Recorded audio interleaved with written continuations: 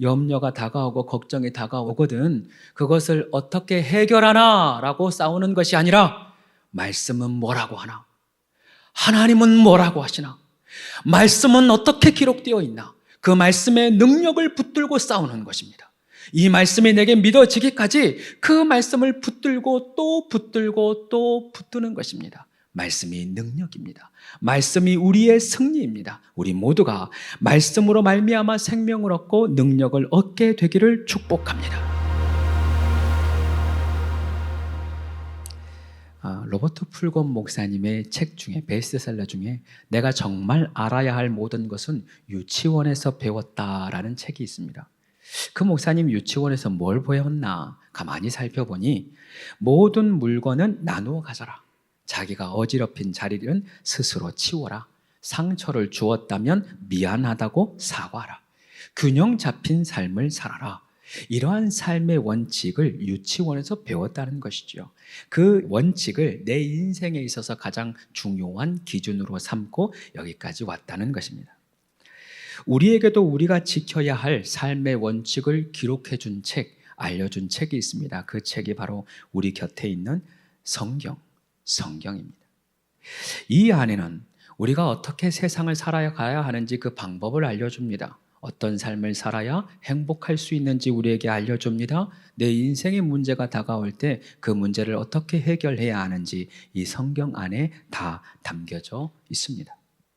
다만 우리는 성경을 가까이 하지 않는 것이 문제입니다.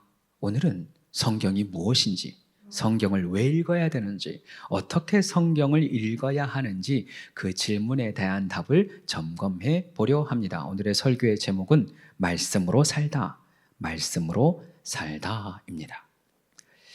성경은 인류 역사상 가장 많이 판매된 책이라고 합니다. 가장 위대하고 가장 오래된 장기간 베스트셀러이기도 합니다. 지금도 많은 지성인들과 유명인들이 이 성경 말씀을 인용하여 말을 합니다. 그만큼 이 성경이 신뢰할 만한 책이다라고 할 수 있지요. 한편 어떤 의미에서는 이 성경은 매우 위험한 책입니다. 여전히 공산 국가에서는 이 성경의 반입이 금지되어 있습니다. 이유는 성경이 한 나라의 체제를 바꿀 수 있는 능력이 있기 때문입니다. 그러나 우리는 이 위대하고 능력 있는 책을 가볍게 여깁니다. 옛날 보면 과거에 권사님들, 집사님들 차에는 이 성경책이 저 뒤에 있든지 앞에 있든지 항상 비치되어 있어요. 그런데 그 책을 꼭 읽는 것은 아닌 것 같습니다. 주일날 교회 주차장에 도착을 하면 그제야 성경을 꺼냅니다. 성경을 보니까 먼지가 쌓여 있거든요. 그래서 한번 불고 그래도 털어지지 않으니까 탁 치는 거예요. 그래서 예로부터 한 주 동안 성경을 보지 않다가 주일만 가져오는 교인들을 가리켜서 후탁 교인이라고 그랬어요. 후탁 하고 교회에 들어온다고. 성경은 흔히 말하는 이스라엘의 역사책은 아닙니다.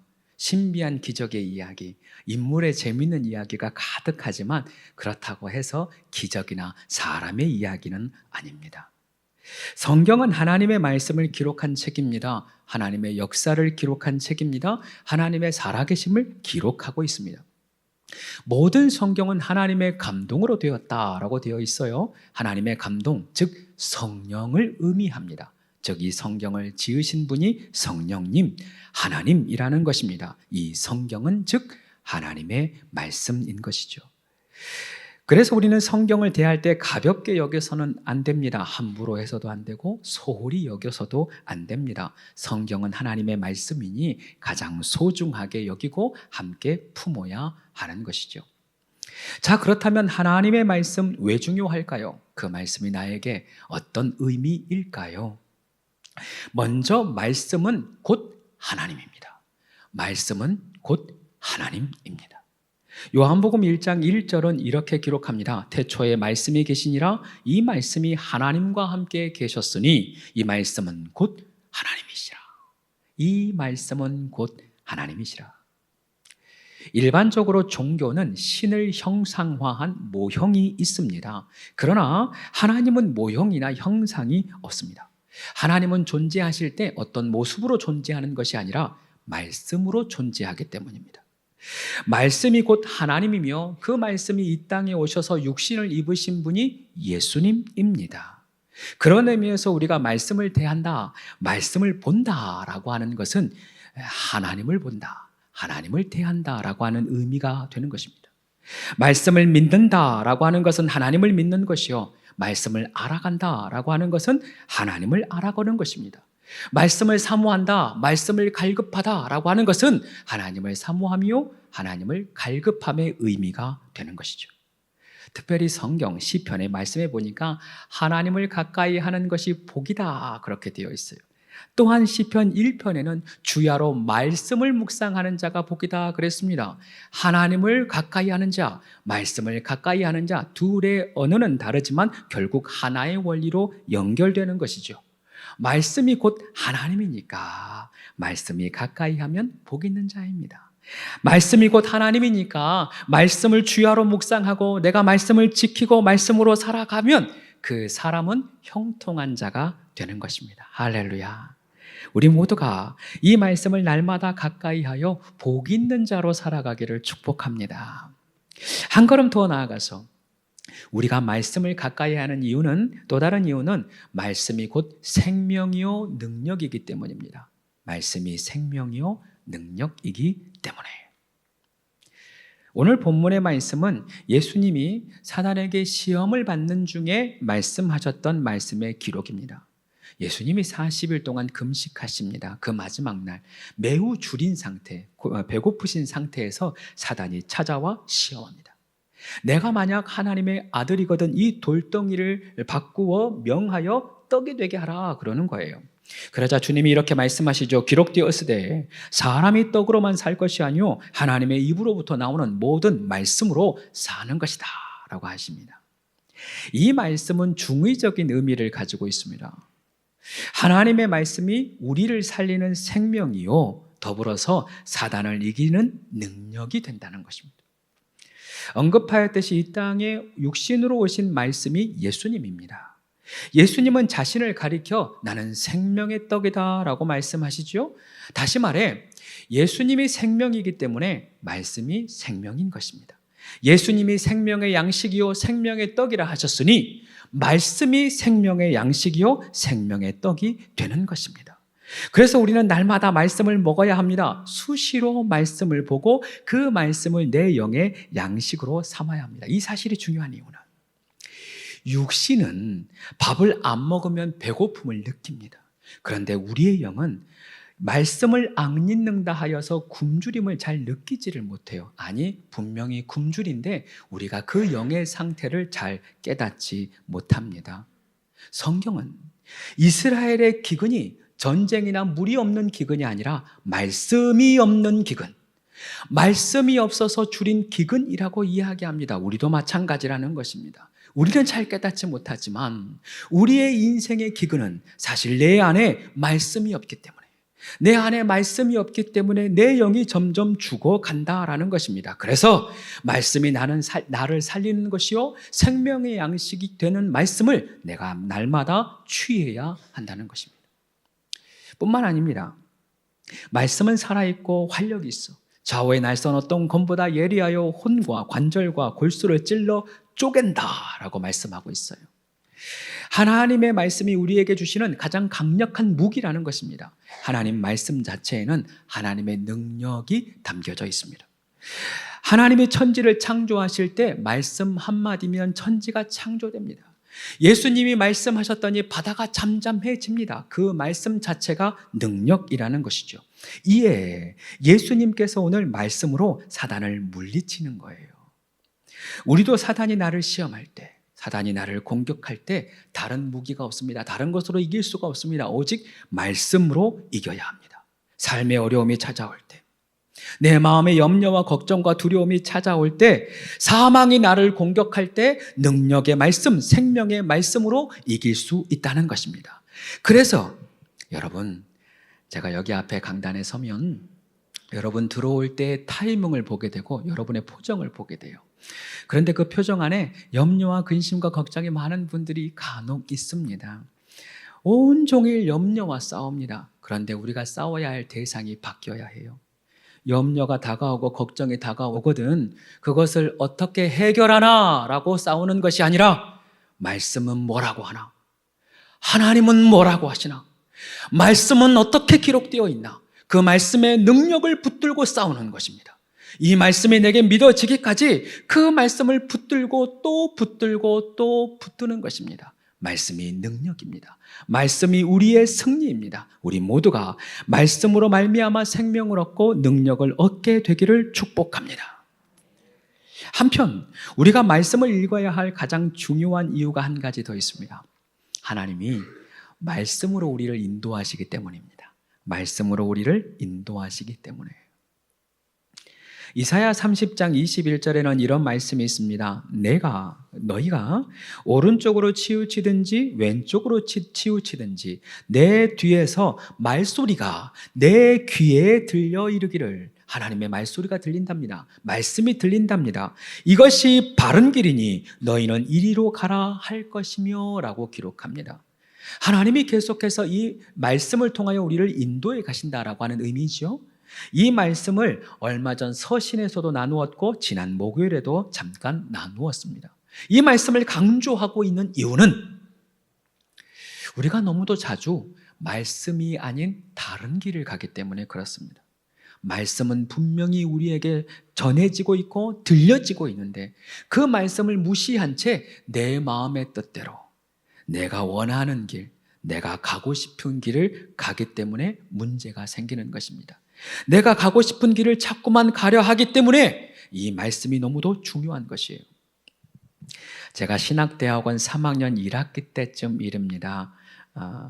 우리 신학대학원생들은 1년에 2번씩 한 학기마다 매 학기마다 사경회를 가집니다. 그때 사경회 때 제가 찬양 인도를 하고 있었습니다. 그리고 강사분은 한소망교회 지금 원로 목사님이 되신 유영모 목사님이었습니다. 집회를 마치고 목사님이 저를 잠깐 부르셨어요. 한소망교회에서 같이 사역을 하지 않겠느냐. 너무 감사했죠. 너무 감사했어요. 그러나 당시에 즉시 답을 드리지는 못했습니다. 기도하겠노라고 기도하고 말씀을 드리겠노라고 했죠. 이유는 제 안에 두려움이 있었습니다. 아무 연고지 없는 대전에 왔었습니다. 당시 제가 대전에 대학원 때문에 처음 왔었어요. 아무 연고지 없는 상태에서 여기까지 왔으니 이제 좀 자리를 잡을 만하고 익숙해질 만한데 또다시 일산 파주 땅으로 아무 연고지 없는 곳으로 가야 하는 그 상황이 너무 염려가 되는 것입니다. 내가 적응을 잘할 수 있을까? 그 큰 교회에서 내가 잘할 수 있을까? 너무 두려웠습니다. 그래서 이 문제를 가지고 기도하기 시작했죠. 마침 그때 제가 말씀을 묵상하는 큐티를 하고 있는 그 말씀이 여호수아 1장의 후반부였습니다. 여호수아가 요단 동편 땅에 있는 세 지파를 향하여서 선포하는 것입니다. 하나님이 주시는 땅은 이 땅이 아니라 저 강 건너 가나안 땅이다.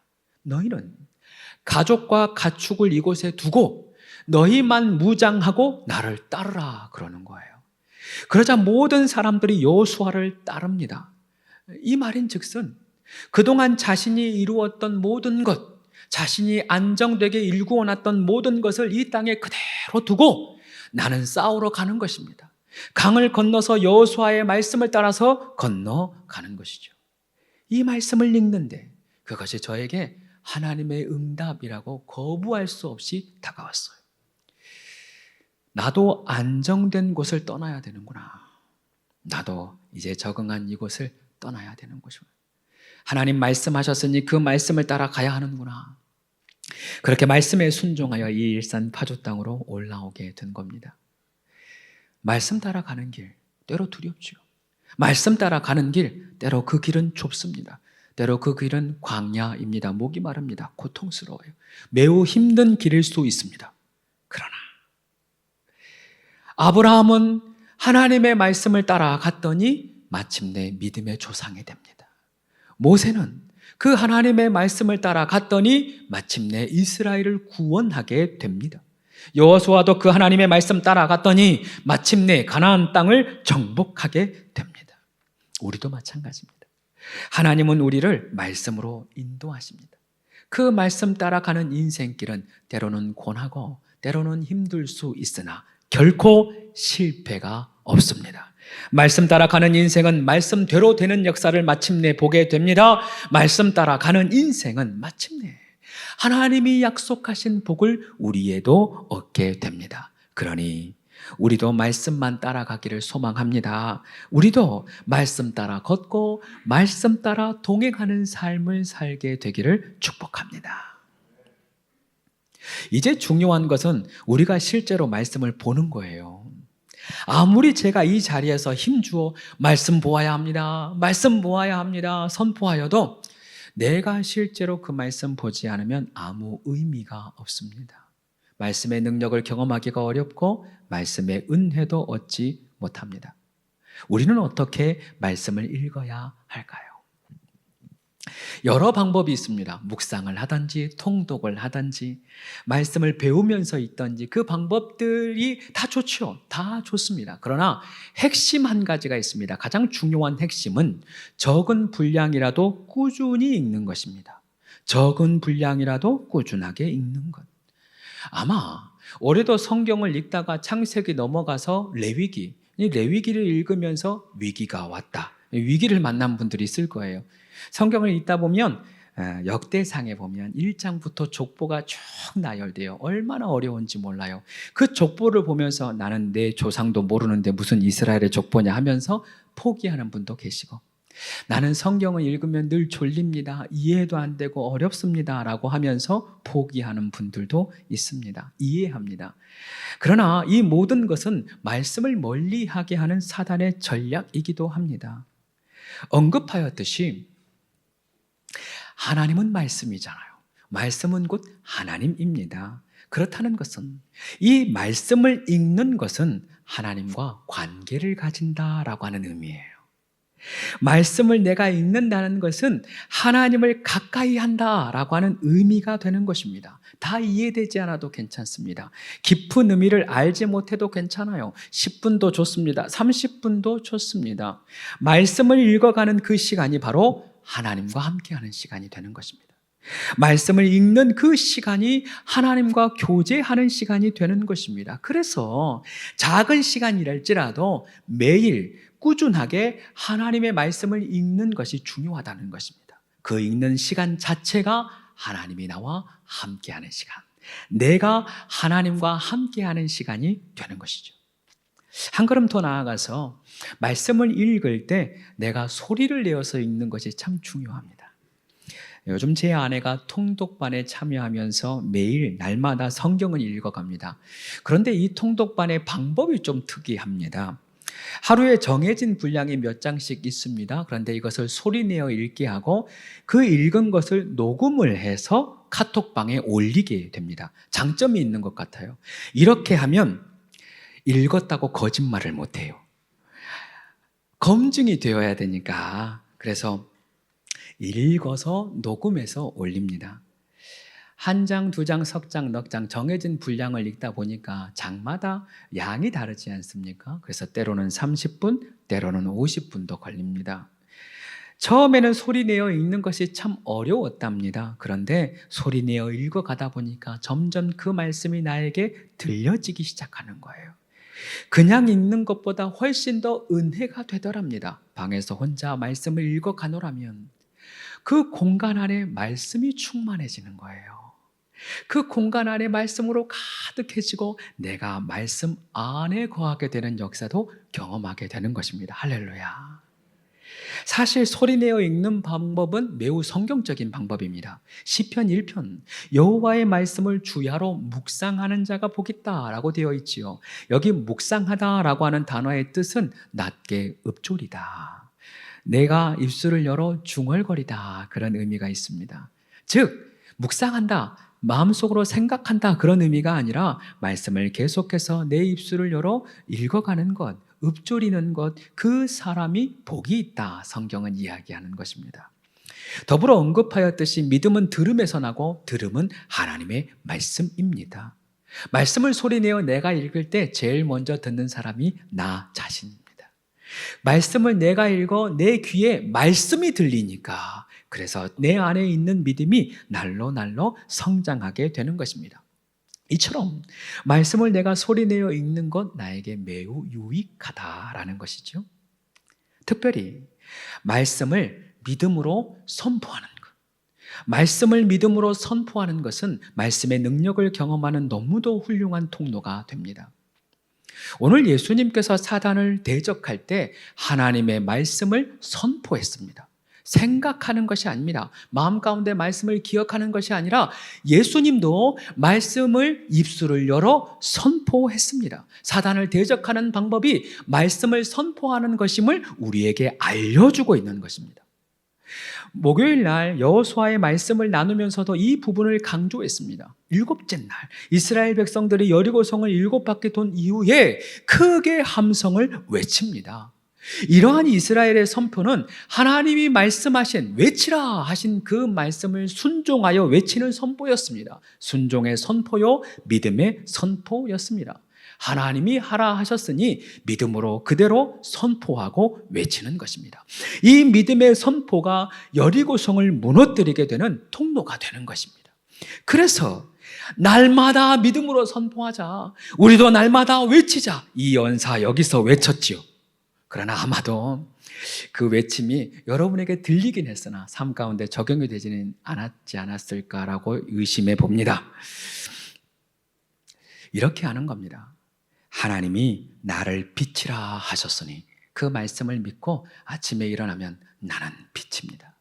나는 빛입니다. 선포하는 것입니다. 하나님이 우리를 향하여 너희는 이보다 더 큰 일을 하리라 말씀하셨으니 아침에 일을 시작하기 전에 사역을 시작하기 전에 하나님 이보다 더 큰 일을 보게 될 줄 믿습니다.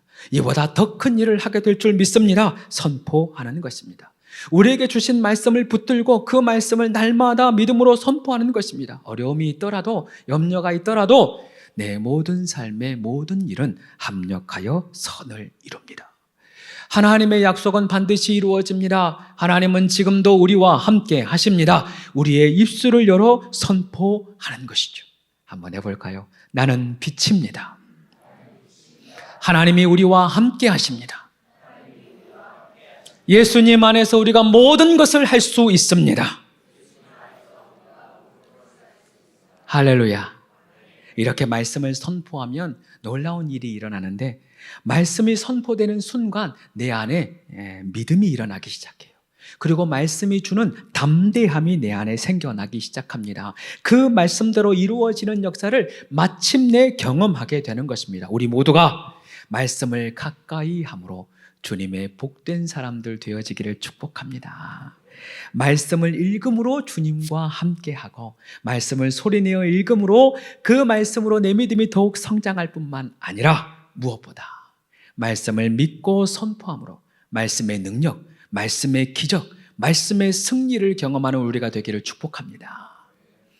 한 가지 이야기로 오늘 설교를 마치려 합니다. 김동호 목사님이 2019년입니다. 폐암이 발견되어져서 이 폐암 수술을 하게 됩니다. 가족과 인사를 하고 이제 수술방으로 들어가야 되는 상황이에요. 가끔 목사님이 그렇게 하나님께 이런저런 인사를 건널 때가 있습니다. 그래서 목사님이 그때 수술방 들어가면서 하나님께 인사했대요. 하나님, 다녀오겠습니다 라고 인사하는데 하나님이 갑자기 목사님의 마음 가운데 이렇게 말씀하시는 것 같았답니다. 같이 갈 건데 하시더래요. 깜짝 놀랐답니다. 그렇게 말씀하시는 하나님이 너무 깜짝 놀랐고, 그렇구나. 수술방은 혼자 가는 줄 알았는데 그 수술방에도 하나님은 함께 하시는구나. 그 수술방에도 하나님은 같이 가시는구나. 이 말씀을 듣고 난 이후에 얼마나 마음이 담대해지는지 두려움은 사라지고 평안 가운데 그 수술을 잘 마쳤답니다. 또 시간이 흘러서 이번에는 목사님이 갑상선 암이 발견됩니다. 나이도 지긋하신 어르신이 이제 2번째 암이 되니까 또 마음 가운데 얼마나 마음이 힘드셨겠어요. 또 수술방에 들어가게 됩니다. 그래도 하나님께 인사했답니다. 지난번 경험이 있으니까 이번에는 이렇게 인사했대요. 하나님, 이번에도 같이 가실 거죠? 하나님, 이번에도 같이 가실 거죠? 하나님이 즉시 응답을 합니다. 그럼 같이 가지. 그럼 같이 가지 하시더래요. 그때 병원이 세브란스 병원이었답니다. 세브란스 병원은 환자들이 오고 가면서 보라고 말씀을 곳곳에 붙여놓습니다. 창문에도 붙여놓고 복도 옆에도 말씀을 붙여놓습니다. 목사님이 수술방에 들어갔는데 수술방 천장을 바라보니까 환자들이 천장에 있는 말씀 보라고 천장에다가 말씀을 써놨더래요. 이사야 41장 10절 말씀이었답니다. 영어로 써 있었으나 한글로 읽어드립니다. 두려워 말라, 내가 너와 함께함이라. 놀라지 말라, 나는 내 하나님이 됨이라. 이 말씀이 써 있었대요. 그 말씀을 목사님이 누워서 가만히 읽는 거예요. 두려워 말라, 내가 너와 함께함이라. 분명히 목사님은 그 말씀을 읽었는데 목사님 귀에는 이렇게 들리더래요. 거봐라, 내가 너와 함께 한다고 했지. 거봐라, 내가 너와 함께 한다고 했지. 그렇게 자신의 귀에 들리더랍니다. 그 음성이, 그 말씀이 얼마나 은혜가 되던지 수술방에 혼자 누워 있는데도 그 하나님의 은혜 덕분에 너무 감사했답니다. 그 이후에 목사님의 입술에 한 찬양이 계속 흘러나오는 거예요. 그 찬송가가 440장입니다. 어디든지 예수 나를 이끌면 어디든지 예수 함께 가려래. 예수 함께 아니 가면 낙이 없고 예수님과 함께 하면 겁 없네. 어디를 가든지 겁낼 것 없네. 어디든지 예수 함께 가려네. 어디를 가든지 겁낼 것이 없답니다. 그것이 수술방이든지 그것이 내 아픔의 자리든지 심지어 죽음의 자리일지라도 겁낼 것 없다. 이렇게 목사님은 홀로 있는 그 수술방에서 말씀으로 하나님을 만납니다. 말씀으로 담대함을 얻고 말씀으로 평안을 얻습니다. 말씀으로 죽음을 뛰어넘는 은혜를 경험하게 된 것이죠. 사랑하는 여러분, 하나님은 오늘 우리에게도 동일한 말씀을 주십니다. 두려워 말라, 내가 너와 함께함이라. 놀라지 말라, 나는 내 하나님이 됨이라. 내가 너를 굳세게 하리라. 참으로 너를 도와주리라. 참으로 나의 의로운 오른손으로 너를 붙들리라. 여러분, 이 말씀 붙들면 두려움은 사라집니다. 말씀을 붙들면 능력을 얻습니다. 말씀을 붙들면 은혜를 얻습니다. 말씀을 붙들면 생명을 얻습니다. 사람이 떡으로만 사는 것이 아니요 오직 하나님의 말씀으로 사는 것입니다. 그러니 올 한 해 어디든지 말씀과 함께, 어디든지 말씀을 따라서, 어디든지 말씀과 동행하는 우리 모두가 되기를 축복합니다.